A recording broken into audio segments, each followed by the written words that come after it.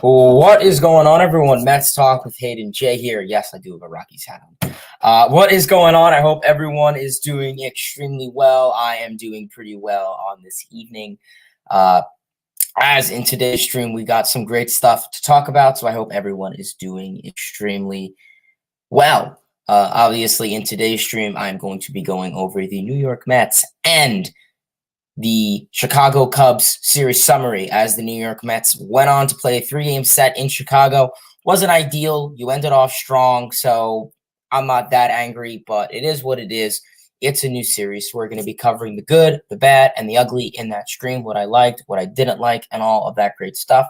Then, of course, we are going to be transitioning into the New York Mets and the Colorado Rockies series preview, as we are about 30, 40 minutes into that series starting. So we are going to be covering that, things to expect, pitching matchups, my projections, my predictions for that series for the New York Mets against the Colorado Rockies at Coors Field. So we are going to be going over that.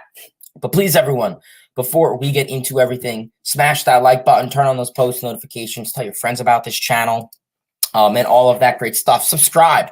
Let's get to 800 subscribers. I think that's a good goal to hit pretty soon.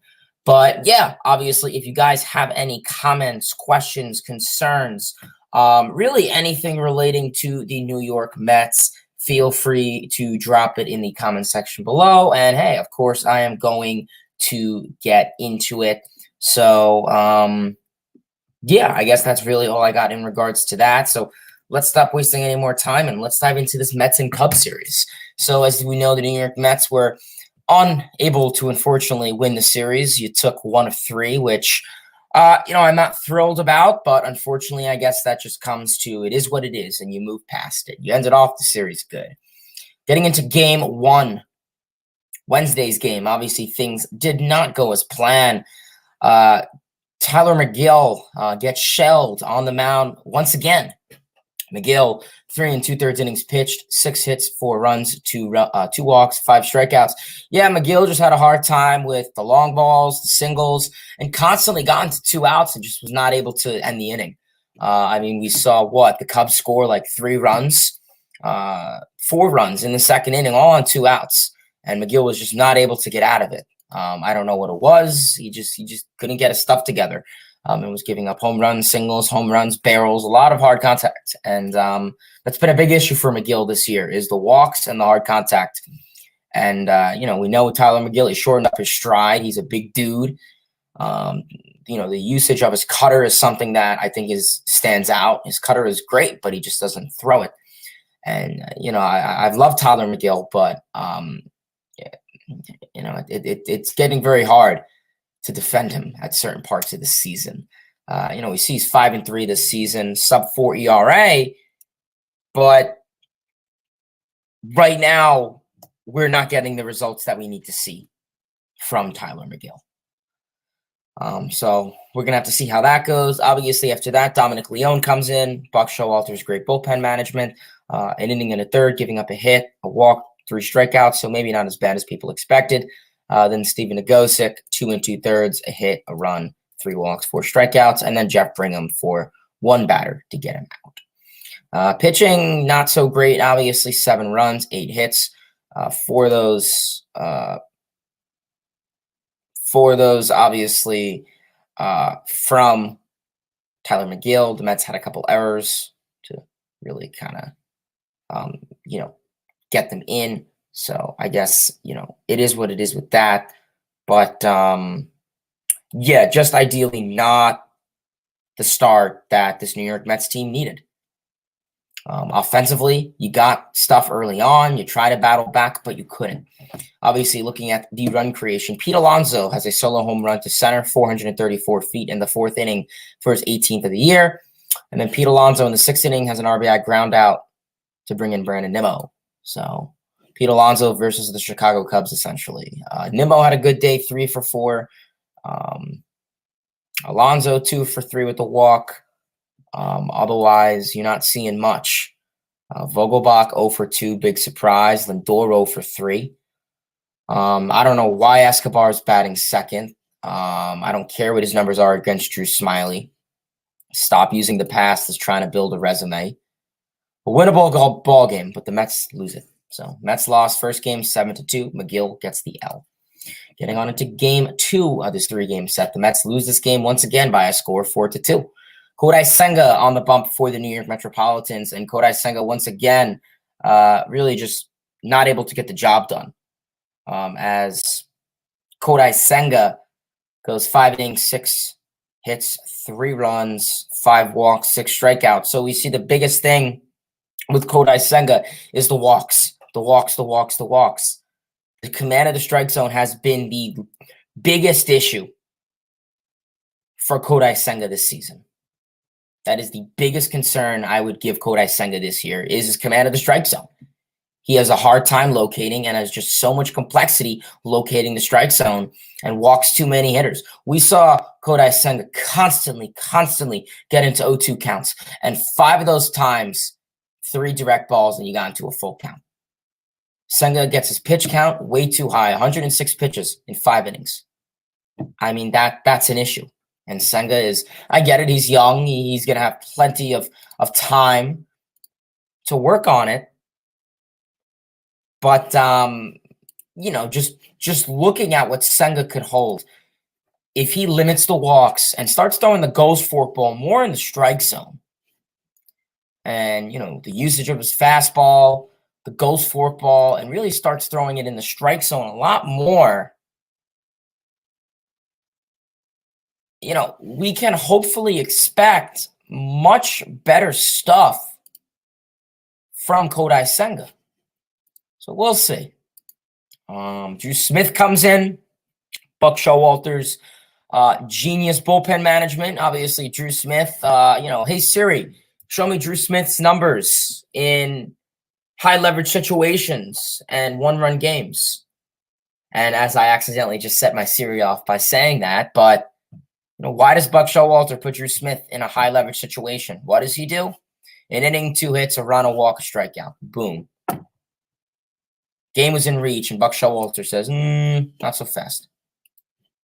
So then Jeff Brigham, an inning, strikeout. So you're pitching, 4 runs, not bad. The Mets offense fell asleep. The Mets striked first in the 3rd inning. Francisco Alvarez hit a 2-run homer to center, 390 feet to bring in Mark Canha and himself, but that's all she wrote, as the Mets only get 2 runs, 4 hits, and allowed Marcus Stroman to dominate for 8 innings. The Mets rolled over on a lot of balls that they should have hit, and I think that's a good part of Senga's arsenal, is that a lot of contact is rolled over. Obviously, Nimmo 0 for 4, Lindor 0 for 4, big surprise. McNeil 0 for 4, Alonso 1 for 3. The only guy that actually played well was Alonso, Canha, and Alvarez. Everyone else really didn't do anything. So Senga gets the loss. And then getting on to game 3 in the final game of this 3-game set, the Mets win it 10-1. If only they could have taken some of these runs and gave it to the other games. But Carlos Cookie Carrasco, by far, with his best start on the season. Obviously, Carlos Cookie Carrasco goes 6 2/3 innings pitched, 5 hits, a run, 2 walks, 4 strikeouts, 100 in pitches, 66 of those in the strike zone. Tip of the cap to Carlos Carrasco. By far his best start as a Met this season. He looked great, and I think a big part of that was mixing up his pitches, but the usage of his cutter looked really well, and he used it constantly, whether he was ahead in the account, whether he was ahead in counts, behind in counts, he used it. And it was a lethal pitch that the Cubs were not able to get anything off of. He got into one jam, like I said, in the fourth inning, bases loaded, one out, but was able to get out of it. Usage of his cutter helped with that second strikeout, get the second out of the inning. And he looked good. So, like I said, it starts like this that the Mets need from Carrasco. Obviously, Carrasco lowered his ERA a lot, lowered his whip. And it starts like that Carrasco's going to need. And I'll tell you, if you have Scherzer doing well and Verlander doing well, and if Carrasco could help out a little bit, Mets rotation can get somewhere. So yeah, by far a needed outing from Carrasco. Adam Ottavino came in for one batter to strike him out. And then Tommy Hunter for 2 innings, giving up a hit, a walk, and 2 strikeouts. So the pitching held down the fort, 1 run, 6 hits. But the offense went on a tear. 10 runs, 15 hits getting started. Everyone contributed for the most part in this lineup. As stated, getting things started in the first inning. That's right. The Mets scored a run in the first inning. How about that? You don't see that very often. As Brett Beatty has a sac fly to deep center. In my opinion, that ball was hit pretty hard, but just not able to get it out. As Brett Beatty has a sac fly to center to bring in Brandon Nimmo. In the third inning, 2 outs, but the Mets battled. Brett Beatty had an RBI single to right to bring in Jeff McNeil. Heading on a bat right after, Starling Marte had a 2-run RBI single to right to bring in Pete Alonso and Brett Beatty. Heading on into the 5th inning, Jeff McNeil scores on a throwing error from the catcher, Yan Gomes, as Jeff McNeil and Pete Alonso with the nice double steal there. The catcher went to throw to third base, obviously went off, and McNeil went home because of that. Heading on into the 7th inning, Pete Alonso had a 2-run homer to right, 372 feet, to bring in himself and McNeil, his 19th of the year. Nice opposite field home run. That power is absolutely insane. Heading on into the 8th inning, Brandon Nimmo has an RBI triple to center to bring in Daniel Vogelbach and Francisco Alvarez. And then heading on into the 9th inning, heading on into the 8th inning, my apologies, Francisco Lindor actually decides to contribute and has a single to the opposite field to bring in Brandon Nimmo to score the final run of this 10-run ball game. Obviously, the Cubs had to put a position player in. So, the Mets played well when that happened. The Mets offense did well. What did they do? They faced a guy in Kyle Hendricks who doesn't throw very hard and doesn't throw, throws a lot on the corner. But the Mets took advantage of that. He's a guy who does not throw hard. And the Mets, like I said, they took advantage of that. Mets offense, by far, one of its best on the season. Nimmo, 2 for 6. McNeil, 3 for 4 with the walk. Alonso, 2 for 2. Got on base all 5 times. Got 2 walks and hit by pitch after. Marte, 2 for 5. Alvarez, 2 for 5. So, very much needed appearance for this Mets offense. So, the Mets take 1 of 3 from the Chicago Cubs. Now, the Mets are going to Colorado as they made the journey there last night, and they're going to see how that goes as the New York Mets start a new series against the Colorado Rockies tonight at 8:40, which is why I'm repping the Rockies hat. So we'll see how that can go. But as stated, tonight's start will begin at 8:40 Eastern Standard Time in Coors Field, Colorado, the Mile High City. Obviously, going into the series, the Mets are 26-25, game over 500. 14-16 on the road against the Colorado Rockies, who are 22-29, 13-13 at home. The Mets, obviously, are 3-2 in their last 5, and the same goes for the Rockies. The Mets lost the series against the Cubs. The Rockies won the series 3-1 against the Marlins. So getting into Game 1, 8:40 start tonight, the New York Mets will have Max Scherzer on the bump for the New York Mets, as they are going to try and see if Scherzer can repeat his last outing. Obviously, it's going to be a very, very much needed start for Max Scherzer. Scherzer is 3-2 in the season, 4.10 ERA, 1.19 WHIP, 33 2/3 innings pitched, giving up 27 hits, 31 strikeouts, 13 walks, 6 homers. So the biggest thing with Max Scherzer is going to be to go out there and go deep into this game. Give me 6-7 innings and keep the Mets alive in this ball game. The biggest thing with Max Scherzer is fine command of the strike zone. We saw his last 2 appearances, looked good. If he could do that, I'd be more than satisfied, and I think the Mets can hopefully get a W in result of that.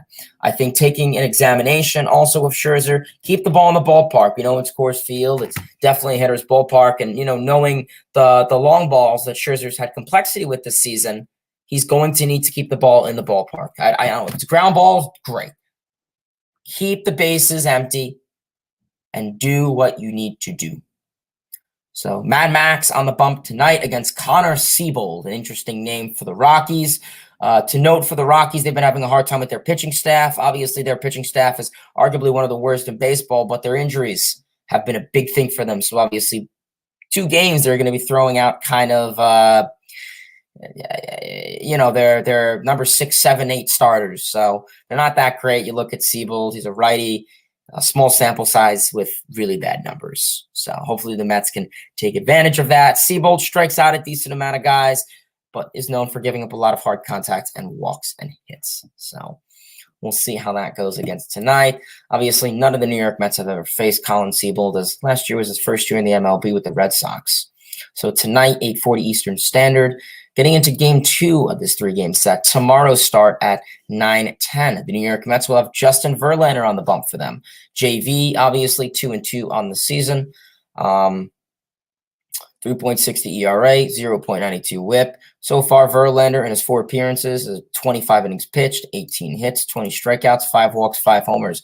Like I said, with Verlander, go deep into this game. We saw his last appearance against the Guardians, 8 innings. So if you'd like to see him go to an extent pretty deep into this game, you can hopefully expect a nice outing from JV. Obviously, mix up your pitches. I think that's going to be something to discuss. Mix up your pitches. Get a lot of swinging and misses, but keep the ball in the ballpark. Like I said, this Mets pitching staff has had a hard time with home runs and walks this year. Limit that. And then obviously for the Colorado Rockies, they will have Chase Anderson, the former Detroit Tiger. Once again, small sample size. Has only pitched a game with the Rockies this year. Not anything crazy numbers, but we'll see what they can do. And then game 3 and the final game is 3-game set, which will be Sunday, 3:10. The New York Mets will have Tyler McGill on the bump. McGill, not even really going to bother reading his stats. They're just pretty shitty. But, McGill's been very, all over the place this season. He's had good starts. He's had bad starts. He's 5-3, 50 innings pitched so far this year, 49 hits, 40 strikeouts, 25 walks, 8 homers. So I guess the biggest thing with Tyler McGill is, like I said, find command of the strike zone and go out there and attack early. You have to be aggressive. Throw that cutter. You're 6'7". You need to be aggressive. And then for the Colorado Rockies, they will have Austin Gomber, the lefty, the southpaw, which the Mets have been having a hard time hitting left-handed pitching this season. So you really can hope the Mets can try and do something against Austin Gomber. Obviously, the Mets made him look like a Cy Young candidate the last time the New York Mets faced him at Citi Field. So hopefully that is not the case. So that is the 3-game set. Going into this 3-game series, obviously a couple key notes to take into accountability. A couple key injuries for the Colorado Rockies. CJ Cron is on the 10-day IL as of yesterday, along with Brenton Doyle. So those were 2 guys that the Mets have, kind of beat up the Mets last time. So I guess that's good if you're the Mets, who will not be seeing a couple of those guys. But yeah, the Rockies have been having a hard time with injuries this year. Rockies, decent average, decent home runs. Pitching staff is really where it's bad. So yeah, we'll see how that goes. My 3 guys to keep an eye out for on this 3-game series. I'm going to go with Pete Alonso as my number 1 guy. His power has been all over Coors Field. It's a power hitter's dream. So I'm going to go with Pete Alonso. My number 2 guy is going to be a pitcher, and I think it is going to be Max Scherzer. I think Scherzer is going to have a good start tonight. I think he's going to continue. I think he's going to start a streak of quality starts, and I could see Scherzer potentially going 6 innings, maybe giving up 1 run, if not. So I think Scherzer is going to be my number 2 guy to keep an eye out for. And my number 3 guy, I'm gonna go Francisco Alvarez. He's been hitting the ball really hard lately. He's hitting it well. And like I said, Colorado, power hitter's dream. So 3 guys to keep an eye out for this series: Pete Alonso, Max Scherzer, and Francisco Alvarez.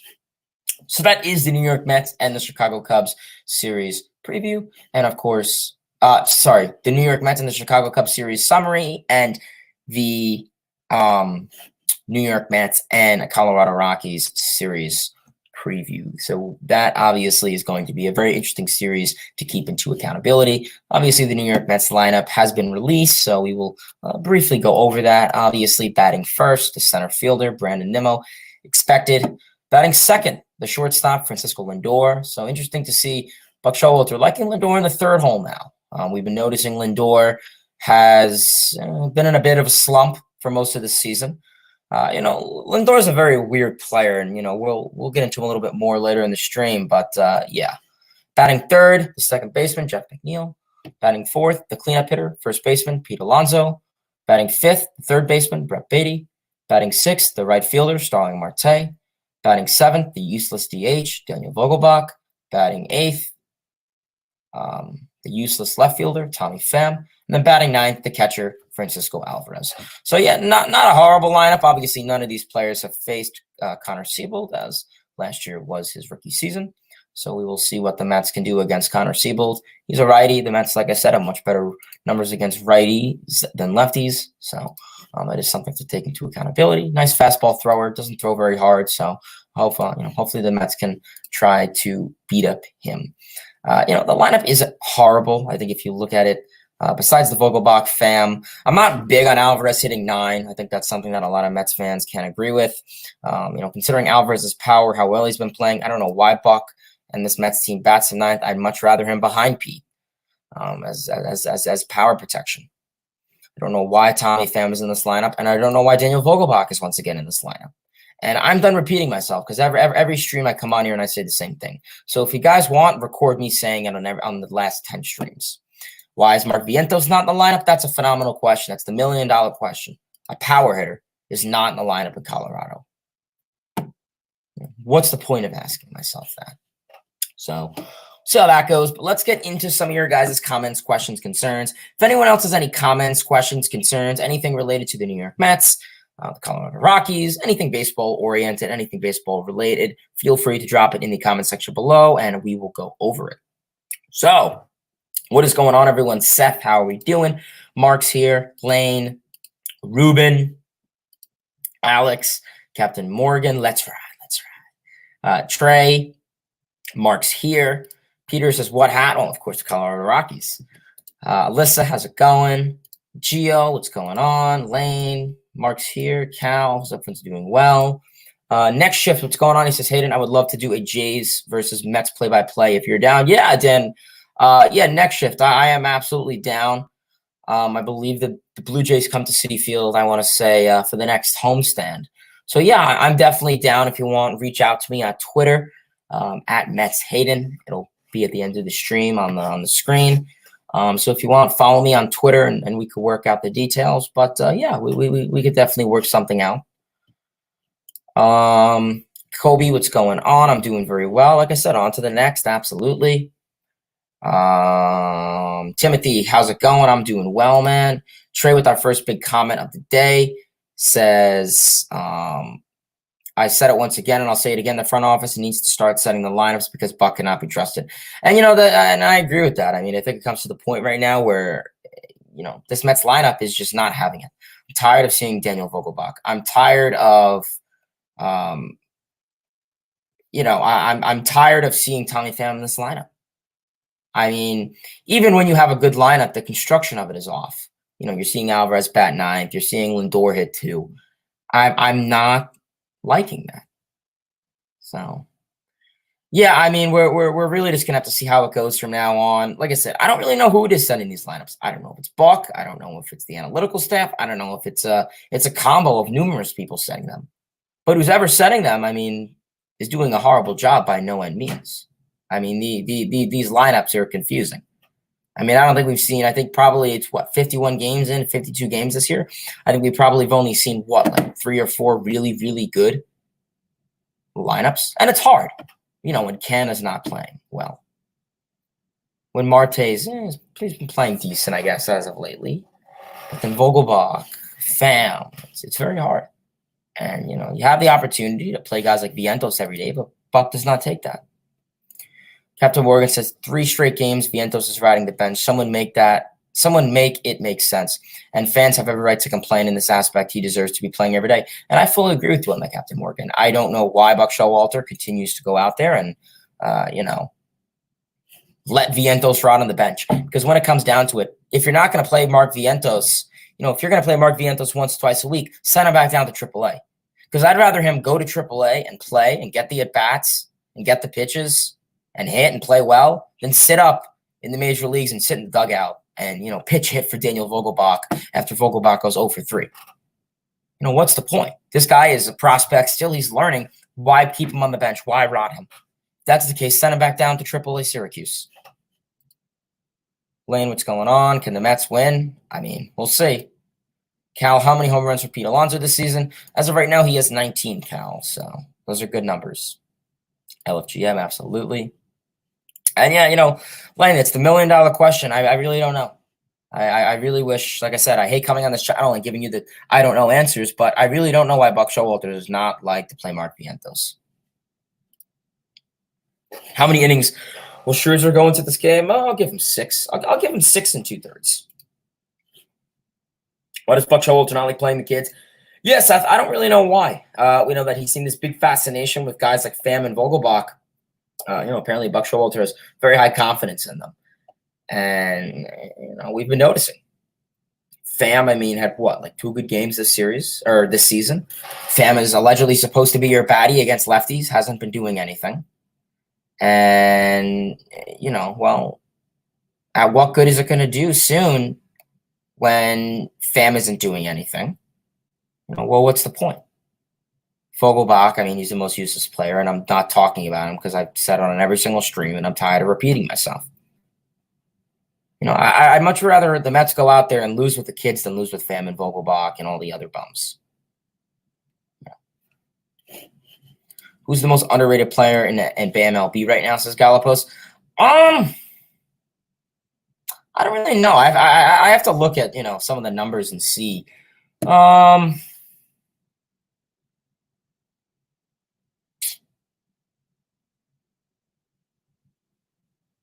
In terms of guys who are having good seasons this year, Nimmo's having a good year, who's not really getting recognized, in my opinion. Adley Rutschman, I think, is definitely an underrated face. I'm sure players in the Rays, Josh Lau, Yandy Diaz, Bilfer or Biffer, whatever you say that name, says, why are they playing Vogelbach again? $1 million question. Like I said, I do not know why. I really wish I knew why the Mets and Showalter had a fascination with Vogelbach. Vogelbach does not swing the bat. And, once again, he's just an overall useless player. He contributes nothing. He offers no power. He doesn't swing the bat. And everyone says, oh, he's an OBP guy. He gets on base. Cool. He gets on base. He's a station-to-station guy. He's not a threat on the base pass. He's never stolen a base in his major league career. We've seen him this season make stupid, boneheaded moves, rounding second to third, and get thrown off on the bases. So, I'm going to sit here and tell you, well, then what's the point of starting guys like Daniel Vogelbach? There's no reason to keep him in this lineup. You can't get hits if you don't swing the bat. If he's going to stand there for, every at bat, and if Vogelbach's going to swing the bat, once every plate appearance, well, that's an issue. So, yeah, he's useless. He offers nothing. And Lane, I hope they do. Release him, do something, because, and I don't know if Buck Showalter is continually throwing him out there every day to kind of say, hey, Billy Epler, what do you want me to do with this guy? He's not playing. Give me help. And I get it. He could easily go to Vientos and say, Vogelbach, go sit on the fucking bench and actually learn how to play baseball and start Vientos. But, I don't really know why that is the case. I don't know. And Colby, I agree. The Mets need to stop putting Daniel Vogelbach at the DH spot, give it to Vientos, and give him a shot. I fully agree with you on that. Yeah, Rizzo's been having a good year. I agree. Yeah, that is a good one. Cookie, absolutely. Trace is one with the last baby Met join the party. Yeah, so I'm hoping Mauricio can. You never know. There's a possibility. Mauricio, I would say, is definitely a great ball player in the minor leagues. He's looking good. Strikeouts are down, walks are up, but the power, the exit velocity, the hard hit percentage, this dude is on another level. The power. I guess it's just where you put him defensively is the kind of the concern. Hasn't looked good at second base. Obviously shortstop's taken, which was his main position. So we'll see. Maybe they could put him in the outfield. That'd be a thing that I proposed for the last couple of years, or you call him up still. But we'll see how he goes. I still think he needs the live AP still. Kodai Senga's pitching Tuesday. Yeah, that's good. What's the news on Edwin Diaz? Haley, I don't really think there's much to talk about with Diaz right now. I think when they spoke about Edwin Diaz, there was a report that maybe he can come back in October, September, but I haven't really heard much from Diaz. He's riding bicycles and he's starting to get a little bit better. Connor says, yeah, I think we spoke about that last stream, and I think that could be a case. What's the news on Sean Foley? I didn't even know he was a New York Mets still. But he was a Kobe says, I'm really hoping this series is Vogie and our fans' last chance to make something happen. I'm going to Tuesday's game against the Phils. Can someone ask Epler to call it Mauricio then? I hope so. But yeah, I agree. Like I said, I mean, how many more opportunities are you going to give these two? Thoughts on Mike Vasil? Yeah, Cal. Vasil's been having a great year in AA, Binghamton. And I wouldn't be surprised if he gets the call to AAA. And if he can keep the numbers up to par, there's a shot he gets the September call-up. You never know. Yeah, Michael, I mean, really what happened with Miguel is a very interesting thing. And I think it's simple. I just think he's a big dude and he shortened up his stride. And I don't know. I think the old stride was something that made him durable and successful. And I don't know if it's the shortened stride, usage of his cutter. He's looked like a completely different pitcher. CPNY Sports Pod, what's going on, man? I appreciate you tuning in. Trey says, for God's sake, stick Vientos DH. He'll give you 25 homers. Yeah, it's like I said, everyone, we could sit in here for hours and talk about it. I've tired of repeating myself when it comes to it. The best hitters ballpark. Yeah, like I said, $1 million question. Yeah, Gio, Buck Showalter has been very interesting this season. By far, like Tony La Russa looks a little lost. I think the biggest thing with Showalter is last year this team had constant success. Guys would know what to do. And I think Buck picked up on that. And this season, he's kind of taking a more relaxed approach. And I think that is what is getting to Buck right now, is he's not as involved as what he was last year. And I think, like I said, the team's success last year, he saw that. And now he comes into this year and he took a step back. And I don't think that was the right move to make. I think he needs to be involved. He needs to hold people accountable. He needs to play the kids, and he's lost. I think he looks much more confused. The bullpen management, he's been horrible with that since day one, so that's nothing new. But the lineups have been bad. And just, the accountability, really. Showalter's been much different this season. And I really, it's an easy fix. Like I said, I don't think he's as involved as, I think he took a big step back because he realized the success last year, but you need to be involved. To call it Michael Perez, yeah. Now that we saw Gary Sanchez was obviously DFA'd, Tomas Nido was back in the lineup, and if Nido goes out there and continues to play like shit, it's a possibility. Getting good starting pitching with quality starts and hitting for good power, that's all you need. LFGM, like I said, we will see. Jed, LFGM. Yeah, no, I mean, with Alvarez, how young he is and how great he is defensively, I mean, that's just something really good to see.